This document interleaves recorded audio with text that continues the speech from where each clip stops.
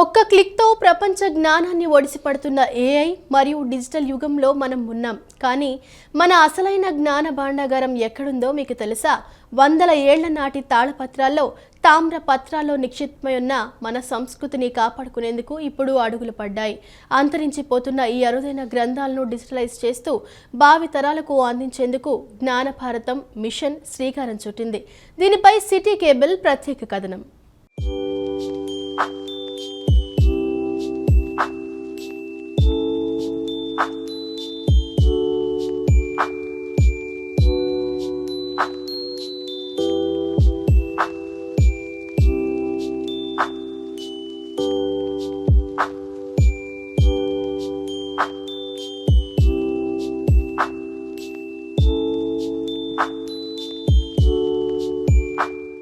సాంకేతికత రాజ్యమేలుతున్న ప్రస్తుత డిజిటల్ యుగంలో సమాచారం మన వేలిముద్రల చివరన ఉన్నప్పటికీ మన పురాతన జ్ఞాన సంపద మాత్రం తాళపత్రాల్లోనే మరుగున పడిపోతోంది. వందల ఏళ్ల క్రితం కాగితం, కలం అందుబాటులో లేని కాలంలో మన పూర్వీకులు ఇతిహాసాలను, సకల శాస్త్రాలను తామ్రపత్రాల్లో నిక్షిప్తం చేశారు.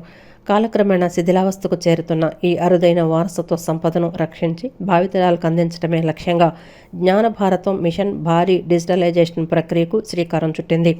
ఈ మిషన్లో భాగంగా ఎన్టీఆర్, కృష్ణా జిల్లాలోని పలు గ్రంథాలయాలు, మ్యూజియాల్లో ఉన్న మ్యాన్స్క్రిప్ట్లను సేకరించి శాస్త్రీయ పద్ధతిలో భద్రపరుస్తున్నారు. ఇప్పటికే విజయవాడలోని ఠాగూర్ గ్రంథాలయంలో 2 రామాయణ గ్రంథాలను, చిత్తరంజన్ లైబ్రరీలో ఒక అరుదైన ఆయుర్వేద తాళపత్ర గ్రంథాన్ని గుర్తించారు. అలాగే పిబి సిద్ధార్థ కళాశాల, ఆర్కియాలజికల్ మ్యూజియం, ఓరియంటల్ లైబ్రరీల సర్వోత్తమ గ్రంథాలయం నుంచి సేకరించిన పత్రాలను ఆధునిక పద్ధతుల్లో శుద్ధి చేస్తున్నారు. ముఖ్యంగా చెదలు పట్టి పాడవుతున్న పత్రాల ఆయుష్ పెంచేందుకు నిపుణులు స్పిరిట్ మరియు నిమ్మగడ్డి రసాన్ని వినియోగిస్తున్నారు. ఈ రసాయన ప్రక్రియ ద్వారా పత్రాలు మృదుత్వాన్ని సంతరించుకోవటమే కాకుండా అక్షరాలు స్పష్టంగా కనిపిస్తాయి.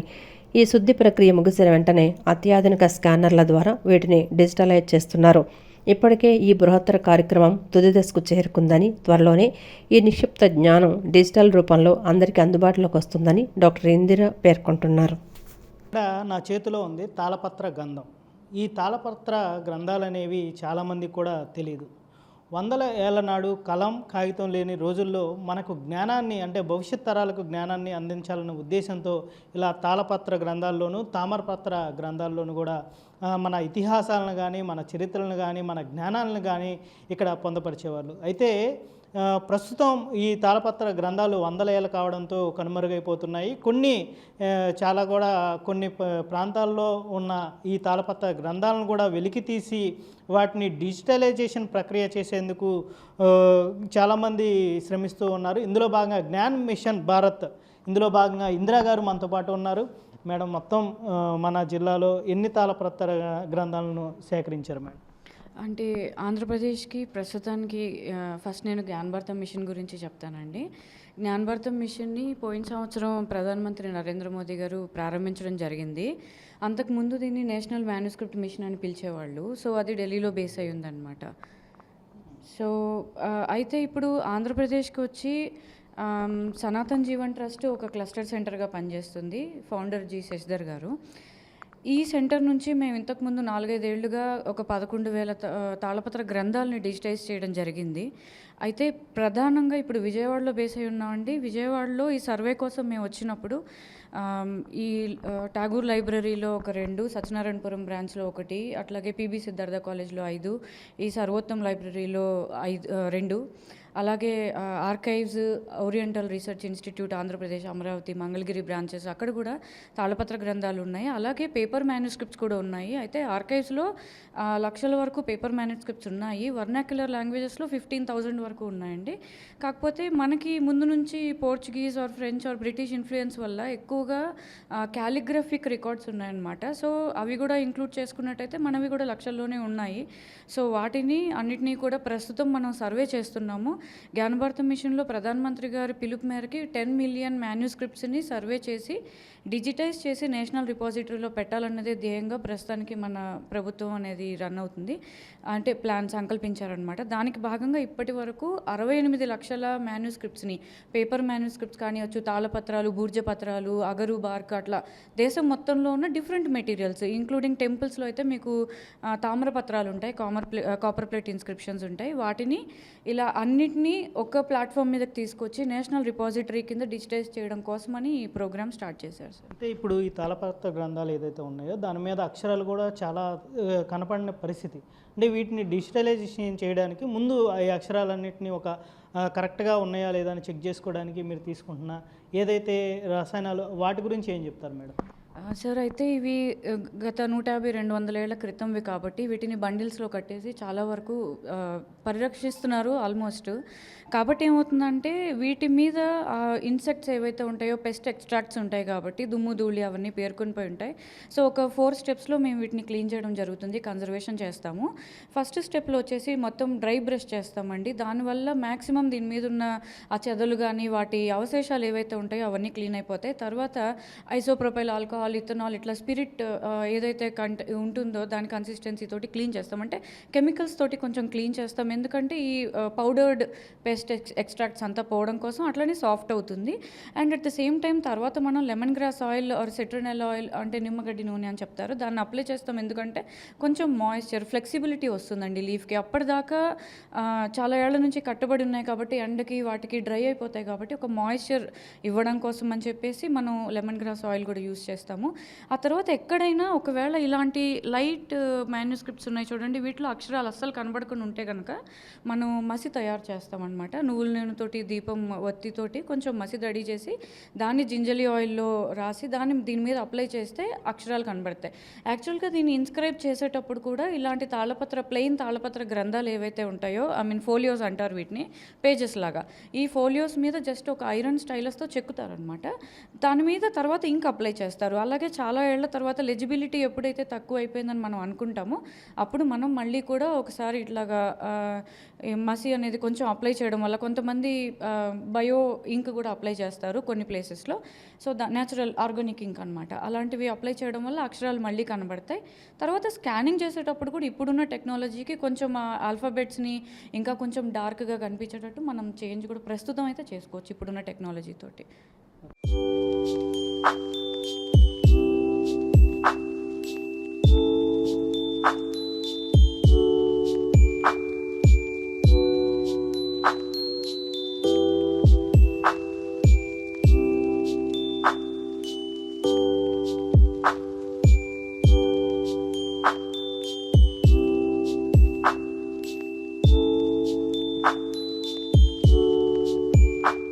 ఇప్పుడు వరకు 5 రోజులుగా దీని మీద శ్రమ పడుతూ ఉన్నారు. ఎక్కువగా మీరు చూసిన అంటే మీరు వర్క్ చేసేటప్పుడు కూడా కొంచెం చదువుతూ ఉంటారు.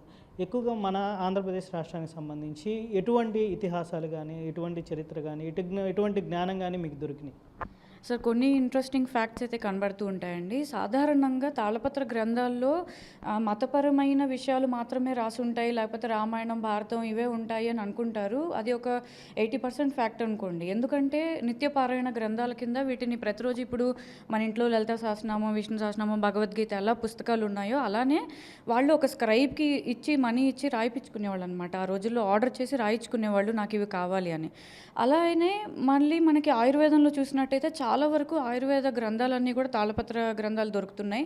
జ్యోతిషానికి సంబంధించినవి ఉంటాయి. అలాగే రాజనీతి అంటారు పొలిటికల్గా, మనకి అర్థశాస్త్రం కూడా మైసూర్లో అక్కడ దొరికిందని చెప్తుంటారు. అయితే ఆంధ్రాకి పర్టైన్ టు ఆంధ్ర మేము ఆర్కియాలజీ మ్యూజియంవి ఒక 5,500 చేసాము. వేదిక్ యూనివర్సిటీ ఇవి కూడా మేము చూసాం. అంటే చాలా వరకు తాళపత్ర గ్రంథాలు చూసినప్పుడు లిటరరీనే కాకుండా వాటి ఫోలియోస్లో చాలా ఇంట్రెస్టింగ్ ఫ్యాక్ట్స్ ఉంటాయండి. అంటే ఒక ఫోలియోలో నాకు అనిపించింది బహమనీ సుల్తాన్లు పెనుగొండను ఆక్రమించినారు అంటే ఆ కవి ఆ సందర్భానికి చెందినవాడా, లేకపోతే దాని గురించి తెలుసుకొని దాని తర్వాత అతను ఆ ఫోలియోలో రాసుకున్నాడా. అలాగే చాలా ఇంట్రెస్టింగ్ పిక్చర్స్ ఉంటాయండి, కొన్ని పిక్టోగ్రఫిక్ కూడా ఉంటాయి, మనకి చిత్రలిపి ఉంటాయి. సో వాటన్నిటి బట్టి కూడా మనం అక్కడ పొలిటికల్గా అనుకోవచ్చు. అట్లా అగ్రేరియన్ ఎకానమీ ఉన్న వాళ్ళకి ఈ సంవత్సరం ఎంత ప్రొడ్యూస్ వచ్చింది ఏంటనేవి ఇందులో రాసుకుని ఉంటారండి. అలాగే ఇంట్రెస్ట్కి మనీ ఎవరైనా ఇచ్చేవాళ్ళు ఉంటే ఈరోజు ఈ తారీఖుకి నా దగ్గర వీళ్ళు కొంచెం డబ్బులు తీసుకున్నారు, వీళ్ళు నాకు తిరిగి ఇవ్వాలి, ఇలాంటి డీటెయిల్స్ కూడా మాకు వీ కేమ్ అక్రాస్. అట్లాంటి ఇన్ఫర్మేషన్ కూడా మాకు కనిపించింది. అయితే ఒక్కొక్క బండిల్ ఓపెన్ చేస్తున్న కొద్దీ ఏదో ఒక ఇంట్రెస్టింగ్ ఫ్యాక్ట్ అయితే కనిపిస్తుంది. పోయినసారి ఒక రీసెంట్ ఎగ్జాంపుల్ ఏంటంటే ఒక మొత్తం మాన్యుస్క్రిప్ట్ రాసిన తర్వాత లాస్ట్లో ఎటువంటి భూ వసతి లేనివాడని కనుక నాకు భూ వసతి ఇప్పించి మీరు నన్ను ఏమంటారంటే బ్లెస్ చేయగలరు అని ఒక రాజుకి విన్నపం రాసుకున్నారు. అంటే ఒక వినతి పత్రంగా కూడా దీన్ని యూజ్ చేశారు. అంటే పేపర్స్ మన దగ్గర లేని కాలంలో ఏవేవైతే ఇప్పుడు మనం పేపర్ మీద రాస్తున్నామో అవన్నీ తాళపత్ర గ్రంథాల్లో కనబడతాయి సార్. అంటే ఇది మనం చూసుకుంటే వందలేళ్ళ కాలం నాటి మీరు చెప్పినారు బహుమని సుల్తాను, దీనికి సంబంధించి వేల కాలం క్రితం కూడా ఉన్నాయి తాళపత్ర గ్రంథాలు. అంటే ఇప్పటికీ కూడా అంటే 2026 సంవత్సరంలో కూడా ఇప్పటికి కూడా అక్షరాలు కనిపిస్తూ ఉన్నాయి. అంటే అప్పుడు వాళ్ళు ఎలాంటి వాటిని ఉపయోగించేవాళ్ళు మేడం, అంటే రాయడానికి కానీ వీటికి కానీ? యాజ్ ఐ సైడ్ ఇప్పుడు వీటిని ఇన్స్క్రైబ్ చేయడానికి ఒక తాళపత్రం మన పామ్ లీఫ్ చెట్టు నుంచి పామ్ ట్రీ నుంచి ఈ తాళపత్రాలు సేకరించడం, వాటి ఇంక్ తయారు చేయడం, లేకపోతే వాటికి వుడెన్ బోర్డ్స్ తయారు చేయడం, ఐరన్ స్టైలసెస్, తర్వాత కాటన్ థ్రెడ్ కావాల్సి ఉంటుంది, క్లాత్ కావాల్సి, స్టార్చ్ ఫ్రీ క్లాత్ కావాల్సి ఉంటుంది. వీటన్నిటి కోసం కూడా ఒక 100 పైన డిపార్ట్మెంట్స్ వర్క్ చేసేవి ఒకప్పట్లో అని చెప్తారు సార్. అయితే ఇది ఇప్పుడిప్పుడు కొత్తగా ఒక 1600కో 1500కో వచ్చింది కాదు. బుద్ధ పీఠికాస్, వినయ పీఠికాస్ వీటిలో కూడా తాళపత్రాల మెన్షన్ ఉంటుంది. అలాగే కాళిదాసు రాసిన కొన్ని రచనల్లో కూడా బూర్జపత్రాస్ మెన్షన్ ఉంటుంది. ఇక్కడైతే సౌత్ ఇండియాలో తాళపత్రాలు వాడతాం, నార్త్లో బూర్జపత్రాస్ బీర్చ్ బార్క్ అంటారు అనమాట, దాన్ని వాడతారు. అలాగే అగరు బార్క్ కిందాక మెన్షన్ చేసాము, అలాగే వాడతారు. అయితే వాటిని ప్రిజర్వ్ చేయడానికి అప్పట్లో ఇంక్ అప్లికేషన్కి ఒకవేళ ఇంక్ ప్రొడ్యూస్ ఇబ్బంది కొనుక్కోవడానికి అయినట్టయితే కనుక వంటింట్లో ర్యాక్స్ మీద వాళ్ళు కింద కట్టెలపై మీద వంట చేసుకుంటారు కదా, అలాగే ఇన్స్క్రైబ్ చేసిన తాళపత్ర ఫోలియోస్ని అట్లా వాళ్ళు అరక మీద సర్ది పెట్టుకునేవాళ్ళు అనమాట. దానివల్ల ఆ మసి ఏదైతే అంటుకుంటుందో తర్వాత దాన్ని క్లీన్ చేసి చదువుకోవడానికి ఈజీగా ఉండేది. అట్ ద సేమ్ టైం అది న్యాచురల్ ఇంక్గా కూడా బాగా పనిచేసేది. అలాగే పెస్ట్ ఎక్స్ట్రాక్ట్స్, పెస్ట్ రాకుండా ఉండడానికి అవి ప్రిపేర్ చేసేటప్పుడే వాటిల్లో వేపాకులు కానీ, వేప నూనె కానీ, క్యాంఫర్, కొంతమంది కర్పూరం కూడా వేసేవాళ్ళు. అలాగే కొన్ని చాలా డిఫరెంట్ ఏరియాస్లో ప్రిపేర్ చేసేటప్పుడే దాంట్లో టర్మరిక్ వేసి వీటిని ఉడికించాలి సార్. దీనికి ఒక ప్రొసీజర్ ఉంటుంది ఎలా తయారు చేయాలని. సో వాటర్లో వేసేటప్పుడు స్టార్చ్ వేసేవాళ్ళు, కొన్ని ఏరియాస్లోనేమో టర్మరిక్, లేకపోతే వేపాకులు, లేకపోతే లేత జామాకులు, అట్లా ఒక్కొక్క ప్లేస్ని బట్టి తమిళనాడులో, కేరళలో, ఒడిశాలో అట్లా ఒక్కొక్క ప్లేస్లో ఒక్కొక్క రకమైన ప్రిపరేషన్ మెథడ్ ఉంటుందన్నమాట. సో వాళ్ళు చాలా అడ్వాన్స్డ్ ఉండేవాళ్ళు. సో యాక్చువల్గా చెప్పాలంటే మనకు ఒక శ్లోకమే ఉంది, అందరికీ తాళపత్రాల మీద పనిచేసే వాళ్ళందరికీ ఐడియా ఉంటుంది. తైలద్ రక్షేత్ జలాద్ రక్షేత్ రక్షేత్ శిథిల బంధనాత్ మూర్ఖ హస్తేన దాతవ్యం ఏవం వదతి పుస్తకం అని ఒక శ్లోకం ఉంటుంది. సో ఆయిల్, ఎక్సెస్గా ఆయిల్ వాడకూడదని, అలాగే నీళ్లు దీని మీద పడకూడదని, ఏ రకంగా పేపర్ కూడా నీళ్ళకి పాడైపోతుంది కాబట్టి. అలాగే శిథిల బంధనాత్, ఎలాగైతే మంచిగా కట్టకపోతే లూజ్ బైండింగ్ చేసినా టైట్గా కట్టేసినా కూడా ఈ ఫోలియోస్ ఎండ్ ఆఫ్ ద డే ఇది తాటాకు మాత్రమే. సో దీన్ని మనం ఎన్ని రోజులు ప్రొటెక్ట్ చేయాలనే దాని గురించి కూడా వాళ్ళు చాలా రకమైన లిటరేచర్ మనకి ఇచ్చారనమాట. ఆ ఎగ్జాంపుల్స్ అన్నీ మనకి లిటరేచర్లో దొరుకుతాయి సార్, ఏన్షియంట్ లిటరేచర్లో దొరుకుతాయి.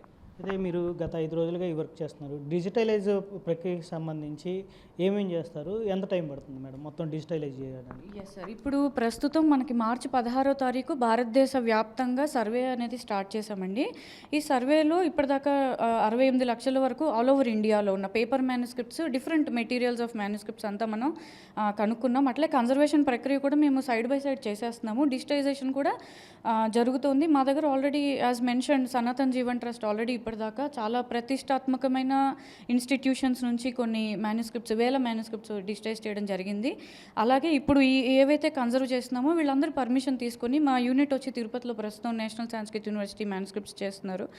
జ్ఞాన్ భారతం మిషన్కి క్లస్టర్ సెంటర్గా ఉంది కాబట్టి విత్ ఆల్ దేర్ పర్మిషన్ ఈ మ్యానుస్క్రిప్ట్స్ని మేము డిజిటైజ్ చేయడానికి తిరుపతి పట్టుకెళ్ళడం కానీ, లేకపోతే ఎక్కువ నెంబర్ ఆఫ్ బండిల్స్ ఇక్కడే ఉంటే విజయవాడలో ఒక ఇది పెట్టడం కానీ ట్రై చేస్తామండి. అంటే మెషిన్ని మాటికి మార్చడం అనేది కొంచెం ఇబ్బందికరమైన ప్రక్రియ కాబట్టి వీటిని జాగ్రత్తగా with their permission, librarians and custodians permission తీసుకెళ్ళి కన్జర్వేషన్ స్కానింగ్ చేసి తర్వాత పెన్ డ్రైవ్స్లో సాఫ్ట్ కాపీస్ ఇచ్చేస్తాం. అండ్ ఎవరి మ్యానుస్క్రిప్ట్స్ వాళ్ళకి ఇచ్చేస్తాం.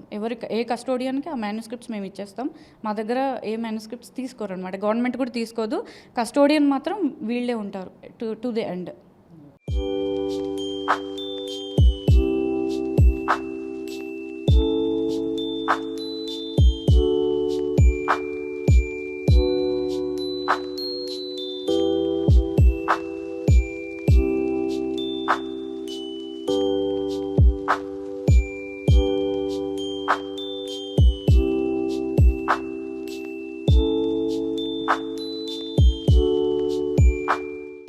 సేమ్ స్కాన్లో ఇదే ఎలా అయితే ఉందో ఆ స్కాన్ అలానే ఉంటుందా, లేదంటే దాన్ని టెక్స్ట్ రూపంలో ఏమైనా కన్వర్ట్ చేసే అవకాశం ఉంటుందా?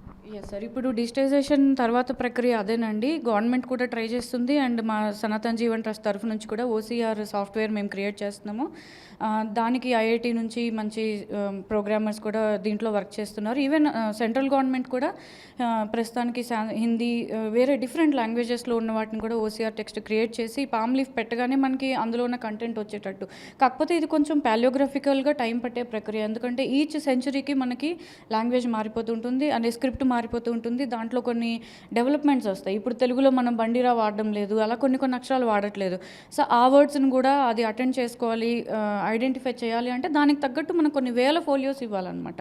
అదంతా ఫస్ట్ మనమంటూ ఇన్పుట్ ఇస్తే దాని నుంచి ఓసీఆర్ రెడీ అవుతుంది. ఆ ప్రక్రియ కూడా జరుగుతుంది, నేషనల్ లెవెల్లో జరుగుతుంది అండ్ స్టేట్ లెవెల్లో కూడా అన్ని స్టేట్స్ వాటి స్టేట్స్కి సంబంధించిన ఓసీఆర్ ప్రిపేర్ చేయడానికి ఇప్పుడు వర్క్ అవుతున్నాయి సార్.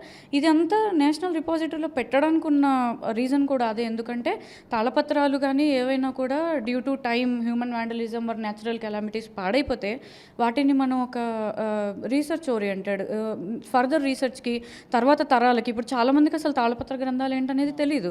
సో తర్వాత తరాలకి ఇలా ఉండేవి, ఇలా మేము చేస్తాము అని చెప్పడం కోసం నేషనల్ రిపాజిటరీలో పెట్టడం అనేది ధ్యేయము. ఓసీఆర్ కూడా చేస్తున్నారు. అట్ ద సేమ్ టైం వీటిని కూడా 600 DPI మంచి స్కానర్స్ తోటి డిజిటైజ్ చేసి వెబ్లో రెడీగా పెట్టాలనేదే ఆశయం సార్. ఏదైతే భారతదేశ ప్రభుత్వం నిర్ణయించిందో ఈ తాళపత్ర గ్రంథాలు అంటే భవిష్యత్ తరాలకు తెలియజేయాలనే ఉద్దేశంతో ఒక డిజిటల్ ప్రక్రియకు శ్రీకారం చుట్టింది. మన భారతదేశ ఇతిహాసాన్ని, చరిత్రని, ఏదైతే జ్ఞాన సంపద ఉంటుందో ఆ జ్ఞాన సంపదని నేటి తరానికి అలాగే భవిష్యత్ తరానికి కూడా తెలియజెప్పి ఎప్పటికి కూడా శాశ్వతంగా అందరికీ తెలియచేయాలనే ఉద్దేశంతో ఏదైతే ఈ ప్రక్రియ చేపట్టిందో ఈ ప్రక్రియ విజయవంతం కావడానికి ఇలాంటి ఎంతోమంది పరిశోధకులు కానీ కృషి చేస్తూ ఉన్న పరిస్థితి ఇది. ఇక్కడ తాళపత్ర గ్రంథాల గురించి డీటెయిల్గా మొత్తం ఇది. వీడియో జర్నలిస్ట్ వెంకట్తో శ్యామ్, సిటీ న్యూస్.